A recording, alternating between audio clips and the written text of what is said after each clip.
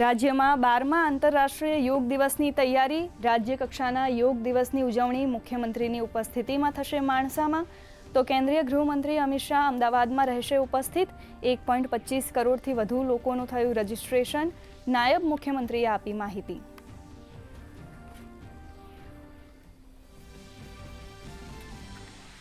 રાષ્ટ્રીય શિક્ષણ નીતિ હરિત વિદ્યાલય રેટિંગ અંતર્ગત રાષ્ટ્રીય સ્તરે રાજ્યની 15 શાળાઓનું ઉત્તમ પ્રદર્શન.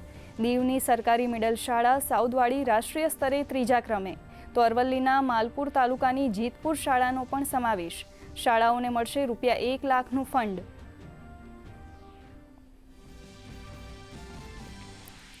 પ્રધાનમંત્રી નરેન્દ્ર મોદીએ યુરોપની સૌથી મોટી ઇવેન્ટ વિવાટેકમાં આપી હાજરી.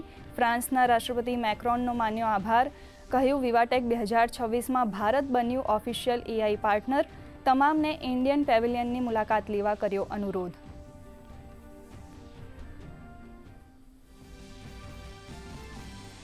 અમેરિકાના રાજદૂત સર્જિયો ગોરે કેન્દ્રીય ગૃહમંત્રી અમિત શાહ સાથે કરી મુલાકાત. ભારત અમેરિકા સુરક્ષા અંગે કરાઈ ચર્ચા. આતંકવાદ વિરુદ્ધ અને નાર્કોટિક્સ પર સહયોગ વધારવા પર મુકાયો ભાર.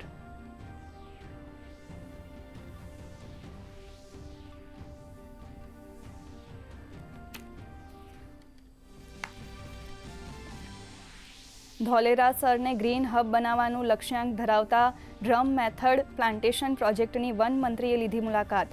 ધોલેરામાં 29 હેક્ટરમાં હરિયાળી ક્રાંતિનું લક્ષ્ય.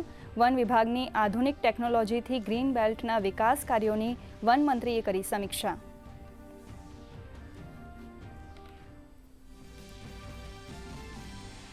એએમસીના ફૂડ વિભાગની કાર્યવાહી. 15 દિવસમાં 1027 ખાદ્ય એકમોની કરાઈ તપાસ.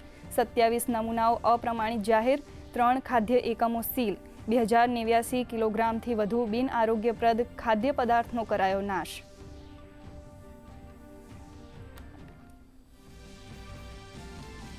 વેસ્ટર્ન ડિસ્ટર્બન્સ અને મોન્સૂન ટ્રફના કારણે રાજ્યમાં વરસાદી માહોલ.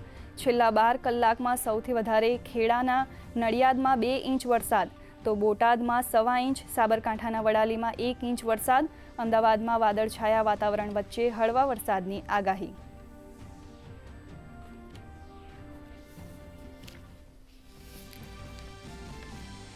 ફિફા 2026માં ઇંગ્લેન્ડે ગ્રુપ એલમાં ક્રોએશિયાને 4-2થી હરાવીને મેળવી શાનદાર જીત.